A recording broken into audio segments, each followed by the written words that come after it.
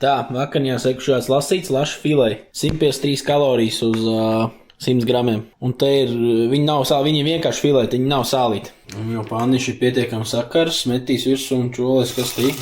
Kā nočurks te. Viņš uzreiz salīt klāt, man bija redzējis, kas te būs. Patestēt to avokādo, kas man bija sasals un tagad atkus. Es saku, kas sajies. Galīgi normāli izstāst. Garš arī ok. Nu viss, šitam ceļot virsū vāciņš. Un mēs viņu ņem līdzi uz sportzāli. Pēc treniņa ielaidīs sistēmā starp ledus liešanu. Nu tā, lielais lācis ir sataisījies. Soli sakrāmēt arī priekš hokeja laukuma tur cīņas. Misenīķi jāiznes un kļuškas tiek jāpiņem. Tās ir čomāk. Pirmā šancītēmē, kas ir jāizdara, jāuzliek bortiņi. Tuvojās treniņš, mārčīgies raus ar to pašu resno cilvēku kreklu. Viņš šodien staigāties. Šortiņi līdz nabiņai uzlūk tā kā vecos laikos, jo īstie šorti palikās veļas mašīnās lapi.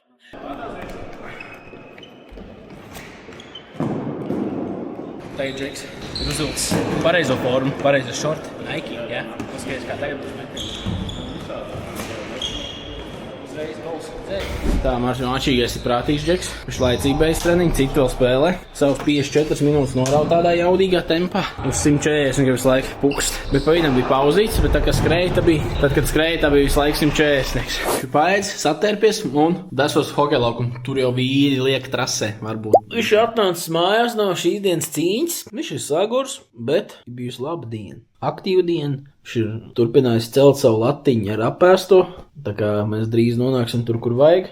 Šobrīd, jau, man liekas, 45-50 minūtes nosēdēju tīklos, mēģināju atbildēt uz jūsu komentāriem, vismaz TikTokā. TikTokā mēs izšāvos cauri visiem video, un paldies vēlreiz jums visiem.